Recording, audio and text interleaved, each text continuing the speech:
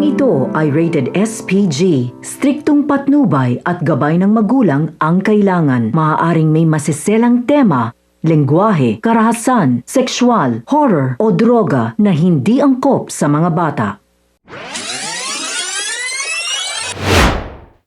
Mga kapamilya, narito ang mga pinakamainit na tagpo sa FPJ's Batang Quiapo. Sadyang maliit lang ang mundo para sa pamilya ni Marites dahil ang isa sa mga apo ni Don Gustavo Guerrero ang siyang magiging assassin para tambangan itong si Roberto. Sinabi nga ni Olivia sa kanyang tauhan mula sa hanin ng kapulisan na kailangan itong mag-hire ng isang magaling na sharpshooter upang matiyak na mamatay itong si Roberto. At ang mga Red Phoenix ang gagawa nito. Nais naman ni Lucio na si Santino ang gumawa nito bilang kapalit ng buhay ni David. Sa madaling salita, maililigtas si David ngunit kailangan munang magtagumpay itong si Santino sa kanyang misyon. Iminungkahi naman ni Edwin na siya na ang gagawa dahil nga gusto niyang magpabida.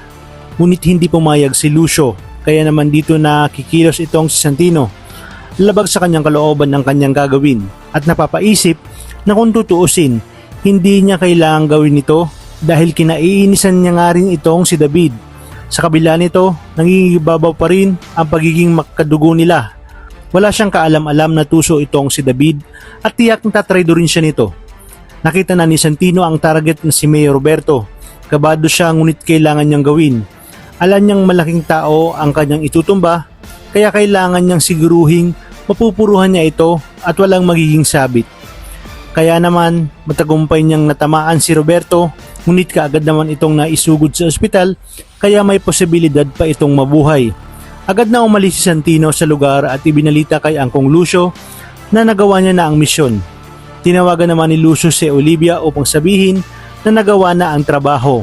Ngunit hindi pa nito makukuha ang bayad hanggat hindi nga nasisiguro na patay itong si Roberto. Dahil dito ay nakabalik na si David sa Quiapo at kahit na isang pasasalamat ay walang natanggap itong si Santino bagkus nagawa pa siya nitong traidorin at inilahad kay Rigor ang kanyang natuklasan na siyang nagpasiklab ng galit ni Santino at sinabi na dapat pala ay tinuluyan niya na itong si David. Giit naman ni David na tama lang ang ginawa niya at ginamit niya ang kanyang utak upang makaligtas. Dahil dito ay pagbubuntungan ni Rigor si Santino kaya naman dito na mas lalong sasabog sa galit si Santino. Galit na galit siya sa kanyang ama at kay David. Talagang kapanapanabik ang mga susunod na tagpo sa teleseryeng ito. Kaya naman tuloy-tuloy ang pagsubaybay. Maraming salamat sa inyong panonood at pagpalain tayong lahat, kapamilya.